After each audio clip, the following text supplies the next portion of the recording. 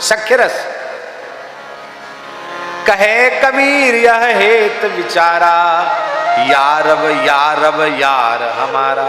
रब माने परमात्मा, परमात्मा ही मेरा यार है। यार माने दोस्त है, मित्र है, सख्य रस की भी।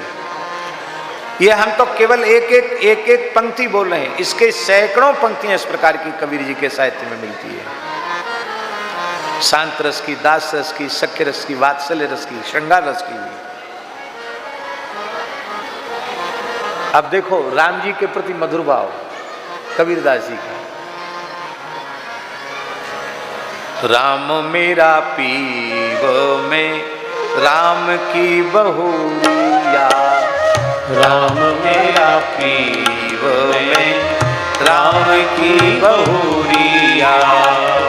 हरि मेरा पीव में हरि की बहुरिया, हरि मेरा पीव में हरि की बहुरिया। राम जी की मैं हरि की बहुरिया हूँ, बहू हूँ। अंतर क्या है? राम बड़े में छूटक लहूरिया, राम बड़े में छूटक लहूरिया। हरि मेरा पीव में हरि की बहुरिया, राम मेरा पीव में राम की बहुरिया।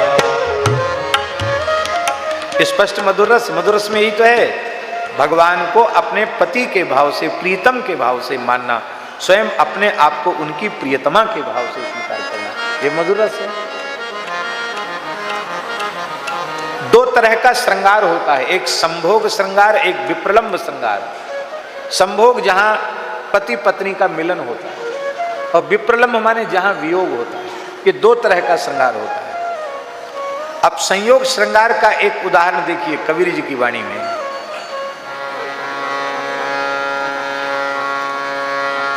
दुल्हिन गावहु मंगलाचार, दुल्हिन गावहु मंगलाचार, दुल्हिन गावहु मंगलाचार,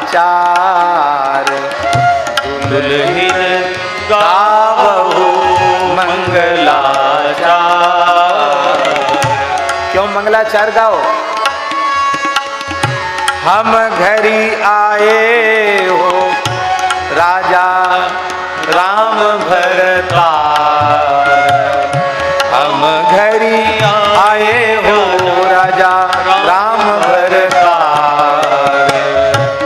दुल्हिन गावहु मंगलाचार, दुल्हिन गावहु मंगलाचार। मायके में हूं मैं और मेरे प्रियतम मुझे लिवाने के लिए आए हैं, तो हरी बहनों अब मंगलाचार गाओ। राम, राजा राम भरतार, राजा राम हमारे भरतार हैं, पति हैं। और बहुत दिनन थे में प्रीतम पाए, बहुत दिनन थे में प्रीतम पाए, भाग बड़े घर बैठे आए, भाग बड़े घर बैठे आए। मंगलचार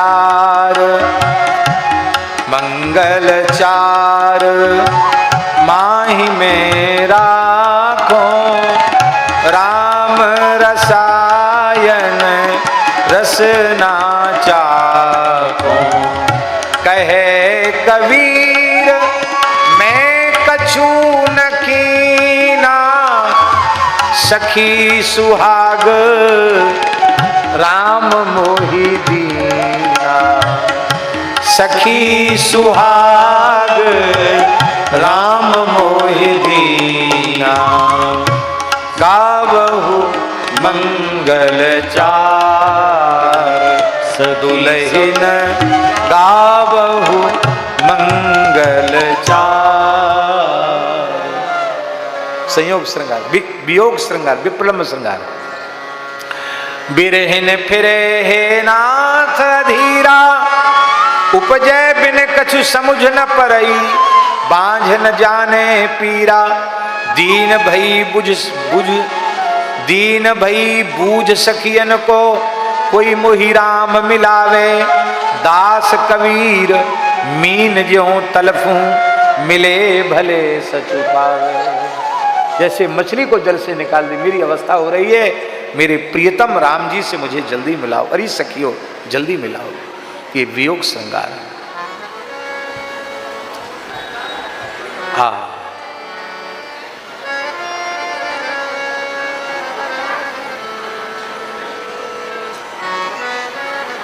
आकाशवाणी ने गुरु शरणागति की आज्ञा क्यों दी?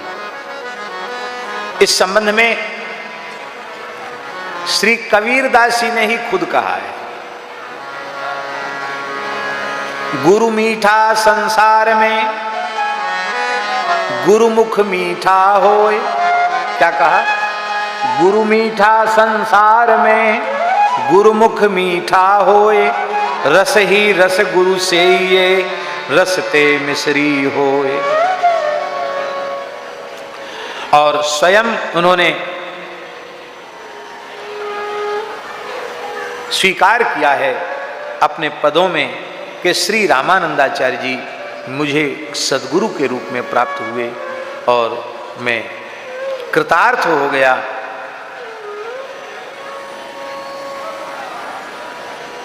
कहां तक कहें उनकी गुरु निष्ठा।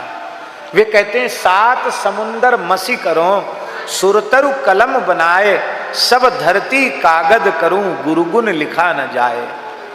गुरुजी ने जो राम नाम सुनाया, बोले राम नाम के पट तरे, दैवे को कछु नाही, क्याले गुरु संतोषिए, होंस रही मन माही।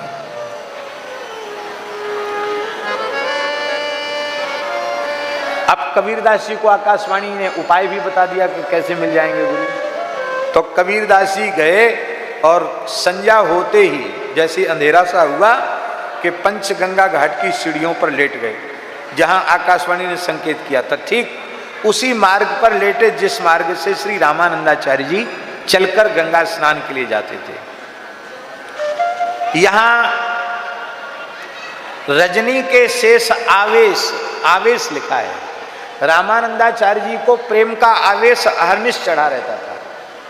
अच्छा, एक बात हम कह देते हैं, श्री चैतन्य महाप्रभु के अवतार का प्रयोजन क्या है?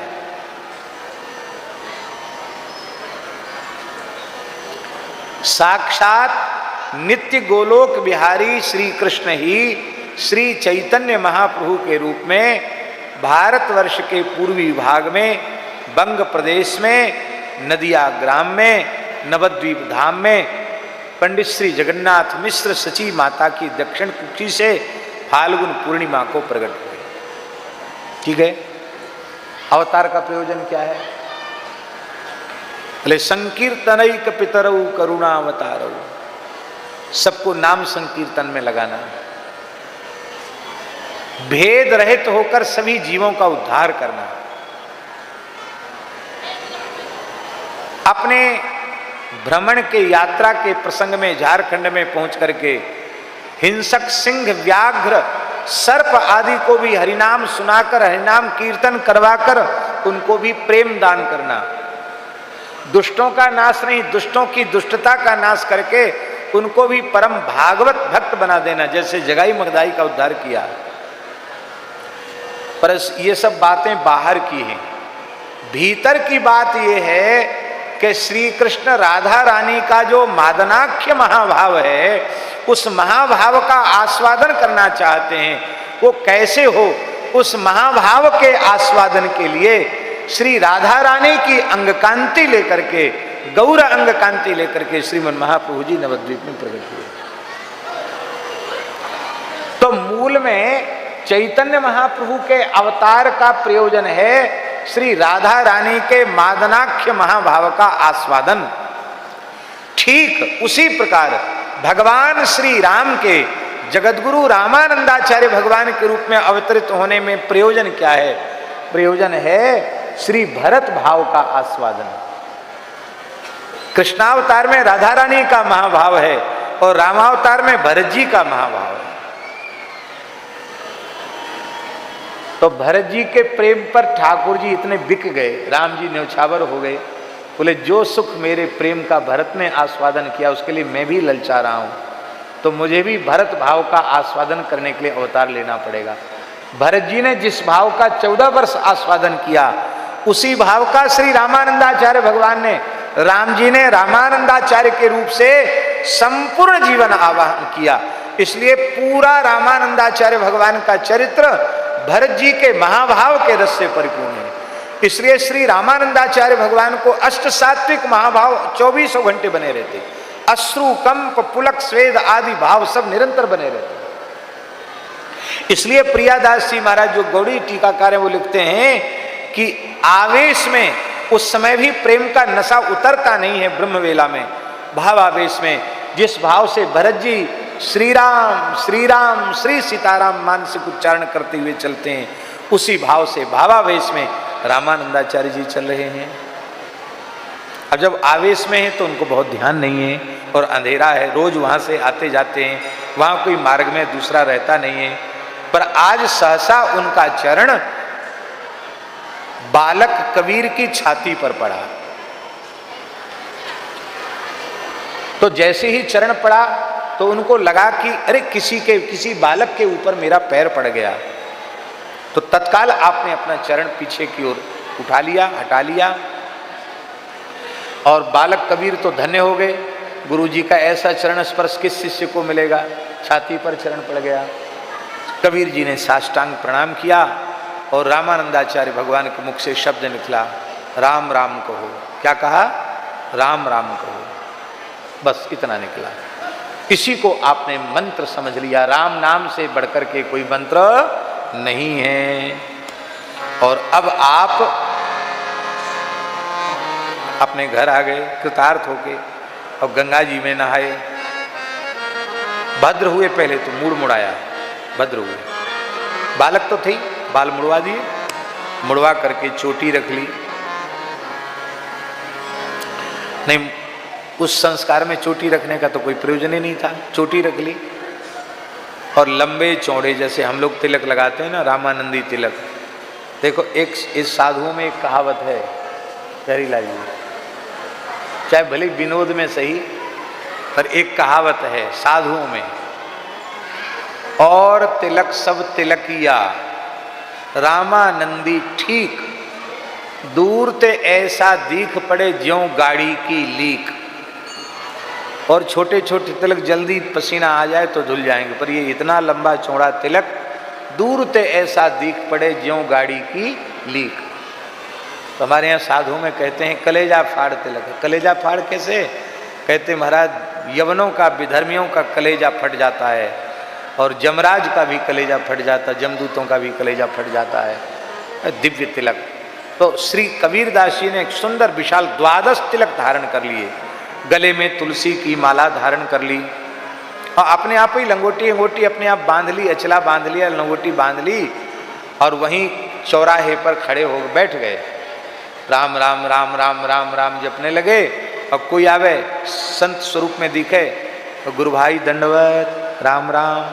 अरे बालक, अरे तुम तो मुसलमान के बालक हो, कल तक ऐसे ही घूमते थे, ये क्या, ये तिलक कैसे लगा लिया, ये चोटी कैसे रखा लिया, माला कैसे पहन लिया तुलसी की? तो कहते ऐसे वैसे थोड़ी, हम चेला हैं, आपको हमने गुरु भाई ऐसे थोड़ी कहा, हम जगतगुरु श्री रामानंदाचार्य जी के शिष्य हैं।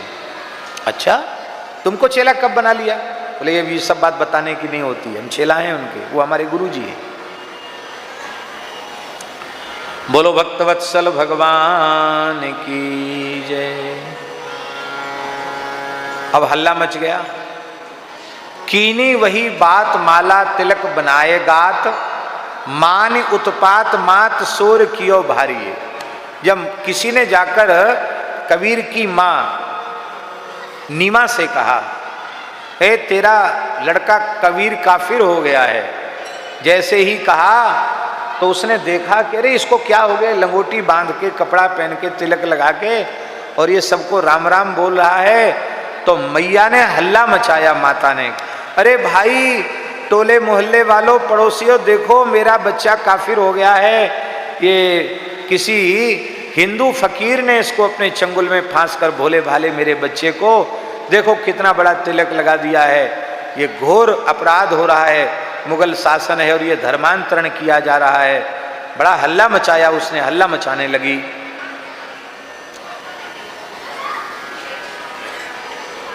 स्वामी जी ने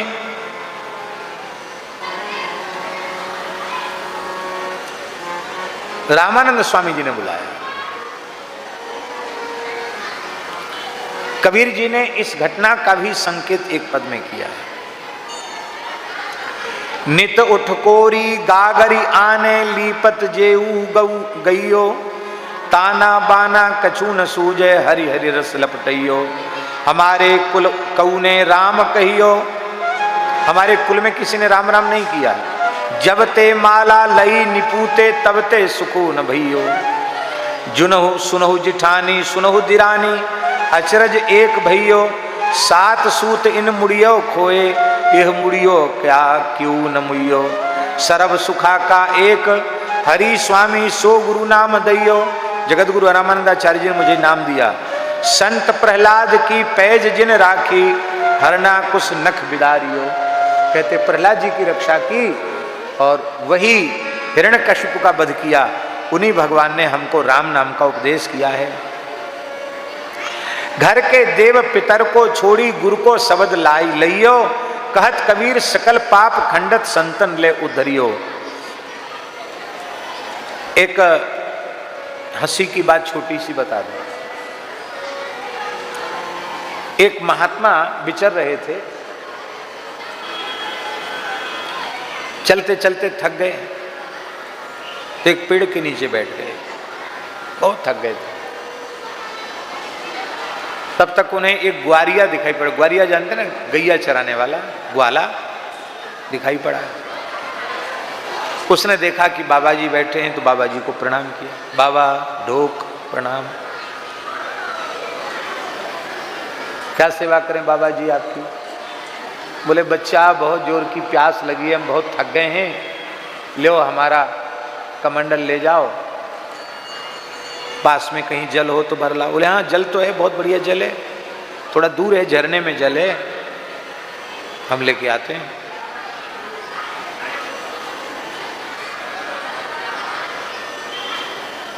कमंडल ले लिया उसने, ग्वाले ने चल दिया। तब तक बाबा जी को पता नहीं, ध्यान ए बच्चा इधर आ, इधर आ, इधर आ। हाँ महाराज क्या बात है?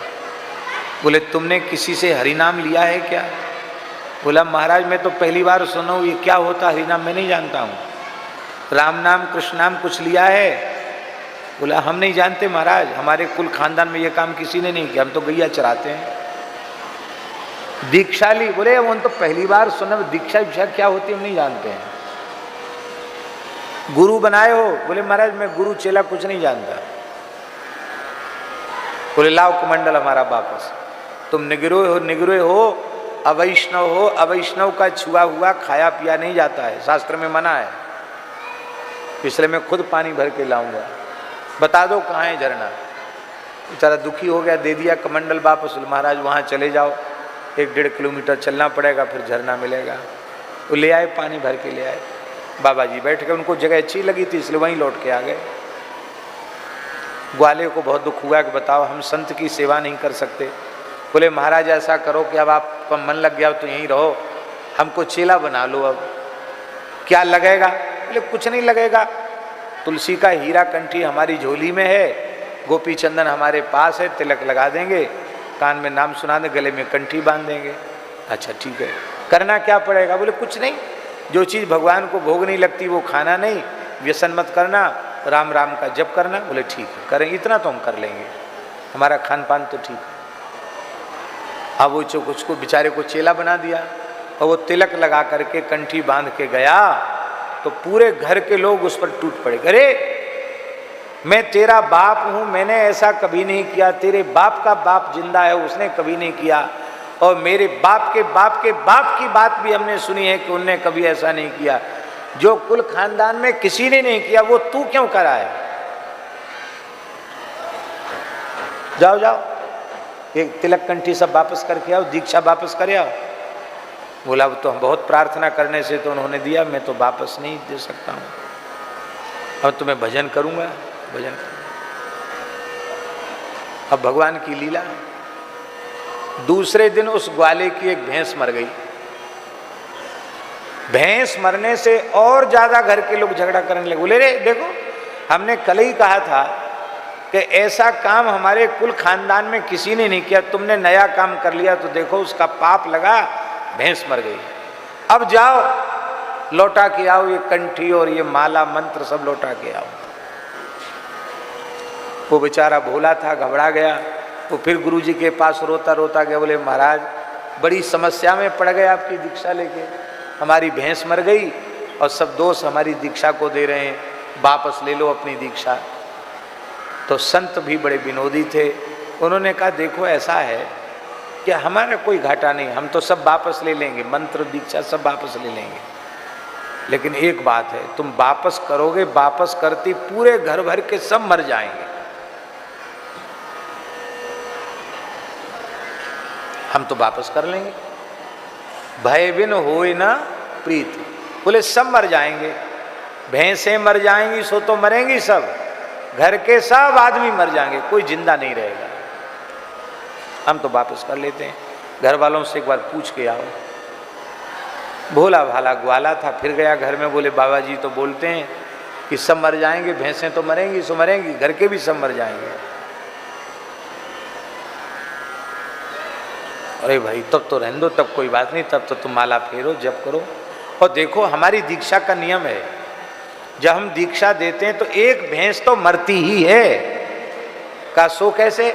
बोले भाई घर भर का सब अलाय बलाय किसी एक पर तो पड़ेगी, तो तुम्हारे सबकी जो अलाय बलाय थी वो भैंस के सिर पे पड़ गई, एक भैंस मर गई।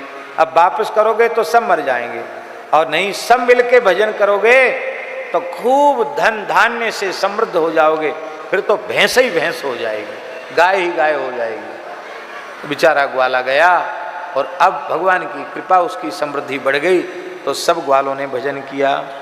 ऐसे ही महाराज महात्मा लोग, युक्ति इसको कहते हैं।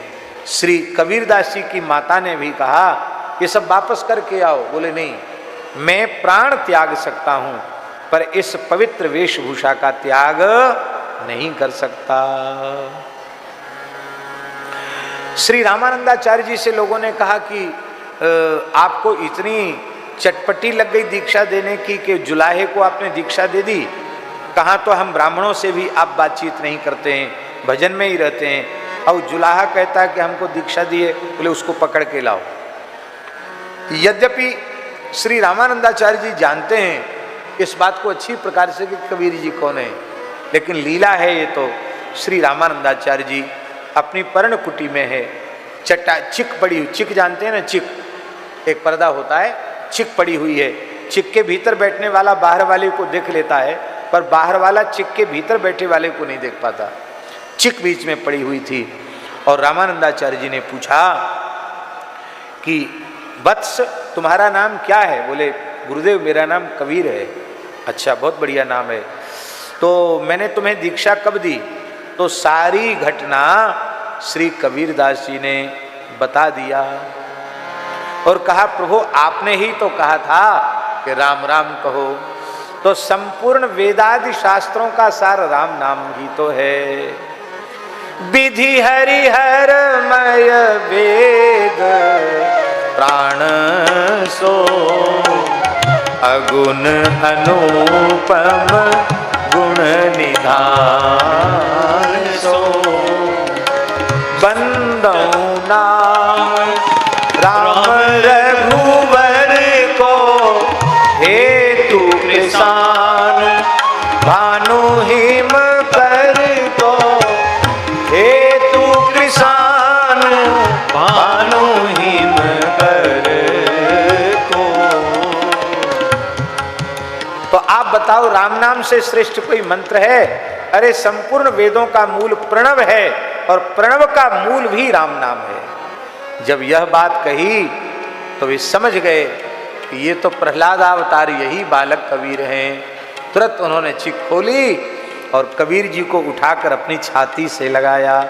एक ऐसा प्रसंग भी सुनने में आता है कि उन्होंने कहा, यदि राम नाम में तुम्हारी इतनी श्रद्धा है, इतना विश्वास है, तो जरूर तुम जो संकल्प करोगे वह हो जाएगा, और नहीं तो तुम्हारी केवल थोथी बात में हम विश्वास नहीं करते।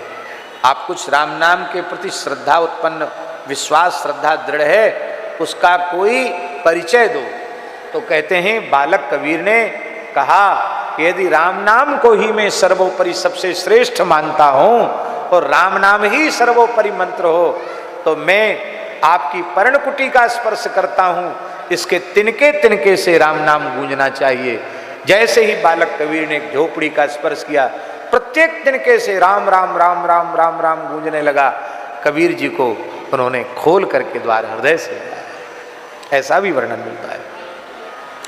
तो श्री कबीरदास जी ने कहा, अपने पदों में बार बार दोहराया है, सतगुरु के परताप ते मिट गए सब दुख द्वंद, कहे कबीर दुविधा मिटी जब गुरु मिलिया रामानंद, जब गुरु मिलिया रामानंद।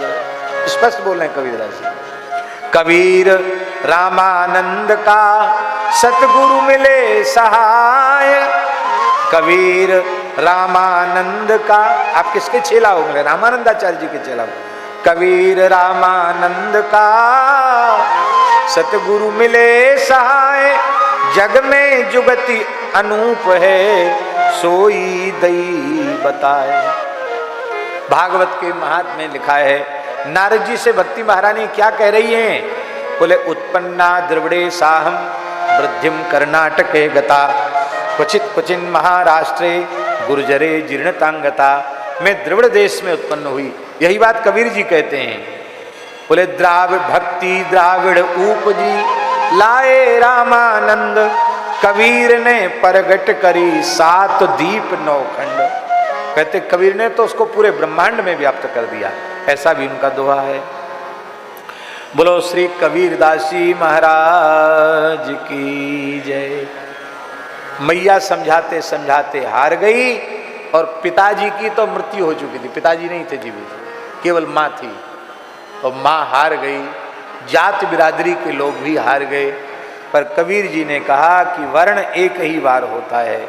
मैंने स्वीकार कर लिया है जब श्री रामानंदाचार्य जी को, तो अब हम उनसे विमुख कभी हो नहीं सकते।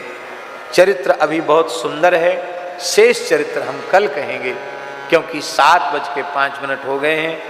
आप लोगों के धैर्य की परीक्षा ज़्यादा नहीं लेना चाहिए, और कल हमें प्रस्थान भी करना है। इसलिए कल कथा का समय, अपने वाहिती जी बोल रहे थे कि कल 9 से 12 है, 9 से 12 कल कथा का समय रहेगा। 9 से 12 कथा होगी, ठीक 12 बजे कथा का विश्राम हो जाएगा। कबीर जी के चरित्र पर कथा का विश्राम होगा। बड़ा अद्भुत चरित्र है कबीरदास जी का। कल तो क्या कहना, आप एक से एक विलक्षण प्रसंग सुनेंगे, बहुत सुख मिलेगा। इन्हीं शब्दों के साथ प्रणाम। श्री राम जय जय राम, श्री राम जय जय राम, सीताराम जय सीताराम, सीताराम जय सीताराम, राधे श्याम जय राधे श्याम, राधे श्याम जय राधे श्याम, श्री राम जय जय राम, श्री राम जय जय राम।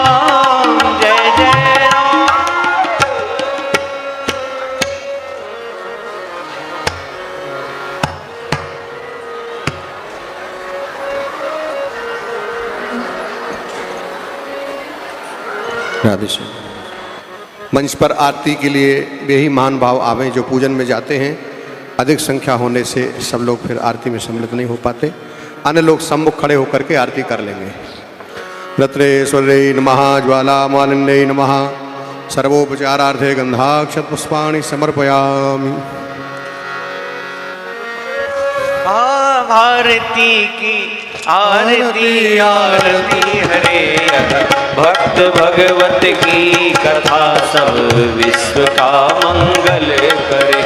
यह भक्त भगवत की कथा सब विश्व का मंगल करे। नर जाति जब माया विवश अज्ञान तम में पग गई, जन भारती आवा तभी जग जग गई जगमग गई।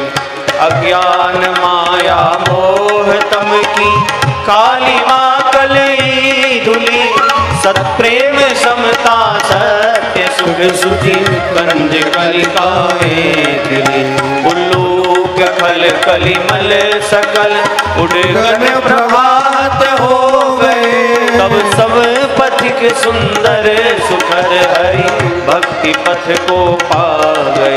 इस भक्त माला के सकल हरि भक्त जन दाया करो, सच्ची अहिंसा भक्ति में विज्ञान जय माया। इस धन्य नाम भारती की आरती आरती हरे भक्त भगवत की कथा सब विश्व का मंगल करे। जलेन शीतलीकरणं पुष्पैः भक्ताभिवन्दनमस्ताभ्याम्।